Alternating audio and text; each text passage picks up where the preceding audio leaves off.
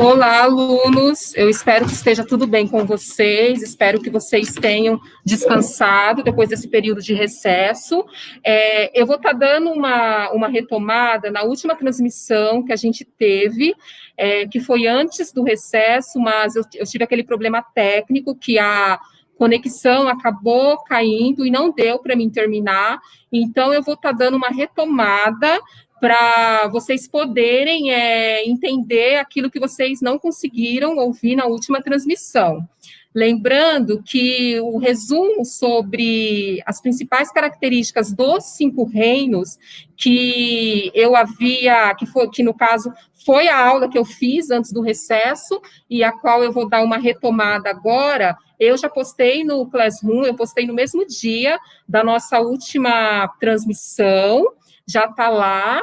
É bom vocês, assim, consultarem, darem uma olhada. Eu quero lembrar mais uma vez para aqueles alunos que ainda não entregaram as 2 atividades que eu já postei, para que façam, porque até então a gente ainda não tem uma data específica, mas provavelmente o primeiro bimestre ele vai se encerrar no dia 30 de abril, então é importante que aqueles alunos que ainda não fizeram as atividades, que por favor façam. Eu andei olhando, visualizando, e eu percebo que em algumas turmas tem alunos que ainda não entregaram, está com uma adesão baixa, então é importante que vocês façam, tá? Pessoal, eu vou explicar para vocês as características dos 5 reinos, tá? Qual é a proposta da classificação nos 5 reinos? É você agrupar organismos semelhantes em grupos específicos, para facilitar o estudo de cada grupo dos animais, certo? De cada grupo dos seres. Então, pessoal, para a gente começar a estudar e entender os 5 reinos, a gente tem que levar em consideração 3 pontos. O número de células, o tipo de nutrição e o tipo de células, tá? Então, quando eu falo no número de células, eu estou me referindo a seres que são unicelulares, ou seja, possuem uma única célula. Normalmente, a maioria desses seres considerados unicelulares são as bactérias, muitos protozoários e os seres pluricelulares, que são formados por várias células. Tá? Normalmente, os animais, as plantas, tá? Os fungos possuem várias células e o tipo de nutrição, né? Quando eu falo o tipo de nutrição, como que esse organismo ou ser, ele faz para obter energia? Então, a gente classifica os seres que são capazes de produzir, de sintetizar o seu próprio alimento como autótrofos, e aqueles seres que, no caso, eles precisam de se alimentar de outros seres, de buscar os alimentos de heterotrófos, tá? Grande parte dos animais são heterotrófos, inclusive nós, seres humanos, tá? Autotrófos, a gente tem algumas algas e as plantas, né, que fazem fotossíntese e conseguem produzir o teu próprio alimento. Então, assim, quando a gente vai falar dos 5 reinos, das classificações dos 5 reinos, a gente tem que levar em consideração o número de células que cada ser possui, se ele é unicelular ou se ele é pluricelular. Eu tenho que levar em consideração o tipo de célula, né, se ele é procarionte ou eucarionte, lembrando que a célula procarionte é aquela célula simples, em que a célula não possui o núcleo verdadeiro. O núcleo, ele não é envolvido por uma carioteca, e o material genético, ele fica tudo espalhado pelo citoplasma, tá? É uma organização bem simples. A célula eucariótica já é aquela célula que tem um núcleo verdadeiro, envolvido por uma membrana de carioteca, tem as organelas celulares, assim, tudo organizado, certinhas no citoplasma. O material genético, ele não fica espalhado no citoplasma, tá? Ele fica bem centralizado, bonitinho, organizado. Então, é um outro conceito que a gente tem que entender também, tá? Número de células, tipos de células, se esses seres são procariontes ou eucariontes, e o tipo de nutrição, se eles são autotrófos ou heterotrófos, tá? Pessoal, na primeira aula que a gente teve, eu falei sobre os tipos de célula. Eu sei que é algo que vocês já estudaram, só que é uma coisa, gente, é um assunto que às vezes confunde, e para vocês que estão no terceiro ano, que forem aí prestar um vestibular ou um Enem, vocês vão ter que guardar bem esses conceitos. Por isso que eu estou sempre repetindo, tá? Então, vamos lá. Quando a gente fala nos 5 reinos, na classificação dos 5 reinos, nós temos o primeiro, reino Monera, que são as bactérias. A gente tem o reino protoquitista, eu falo protoquitista, que é a linguagem habitual, mas a linguagem formal para se falar pode ser reino protista.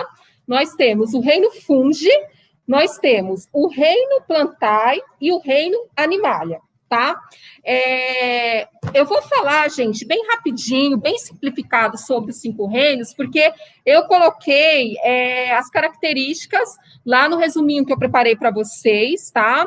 E na próxima aula, a gente vai estudar profundamente cada reino.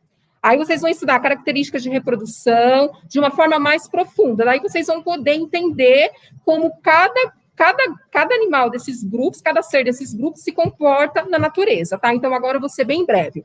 O reino Monera compreende as bactérias e algumas cianobactérias, tá? Eles, dentro dos 5 reinos, eles são os únicos seres que são considerados procariontes, que têm um tipo de célula procariótica. Então, vocês, guardando isso, que o reino Monera, que é o grupo das bactérias e das cianobactérias, é o único grupo que possui uma célula procariótica, vocês já matam qualquer charada de vestibular, tá? Eles podem ter ou não ter parede celular, tá? Eles são unicelulares, eles vivem solitários ou podem também viver em colônias, tá? E alguns são autotrófos, que a gente tem algumas algas nesse grupo, mas a gente também tem alguns que são heterotrófos, tá? Pessoal, normalmente, quando a gente escuta a palavra bactéria, a gente acha que todas as bactérias são ruins, que todas as bactérias só servem para provocar doença, e não é verdade, tá? A gente tem algumas bactérias, inclusive, que elas são importantes na economia. Por exemplo, a penicilina, que é a famosa Bezetacil, que é uma injeção que dói muito. Eu, particularmente, não gosto de tomar.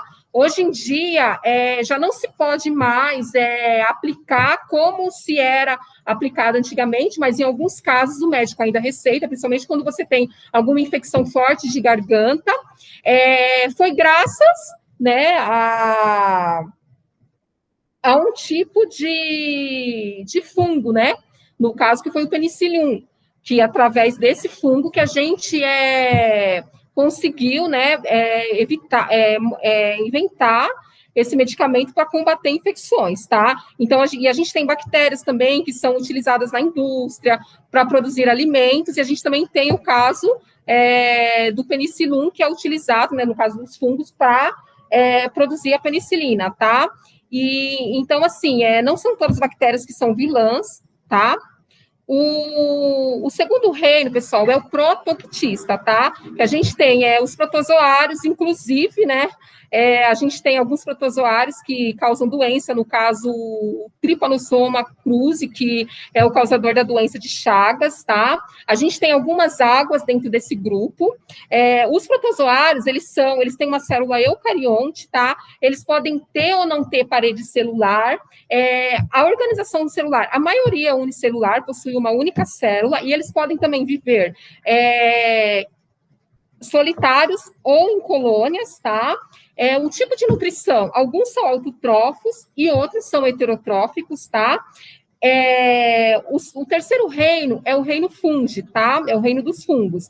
Então, um exemplo, leveduras, cogumelos, bolores. O bolore, quando a parede fica muito úmida, que vocês veem aqueles pontinhos pretos, aquilo é provocado por reação do fungo, tá? A gente tem as leveduras. O fungo também, ele tem uma importância econômica na fabricação de pães, na fabricação de vinhos, tá? E tem alguns fungos também que provocam doenças, como é o caso das micoses, tá? Eles têm um tipo de célula eucariótica, como eu já falei, eles podem ou não ter parede celular. A organização celular, gente, tem um diferencial. Todos, a maioria, eles são multicelulares, eles possuem várias células, tá? Então, pode-se considerar que eles são multicelulares, porque a maioria possui uma organização celular com várias células, tá? Aí a gente tem o reino plantae, tá? O reino plantae, ele tem uma característica bem diferenciada. Por quê? Porque a parede celular das plantas, ela é uma parede de celulose. E é o único reino, né, o único grupo, são os únicos seres que têm essa parede de celulose. Então, vocês guardando isso, vocês também já matam a charada de qualquer questão de vestibular, tá? As plantas, elas são multicelulares, tá?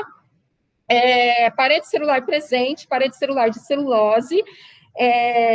O tipo de nutrição, elas são autotróficas, não são heterotróficas, tá? Elas conseguem produzir, elas conseguem sintetizar o teu próprio alimento, tá?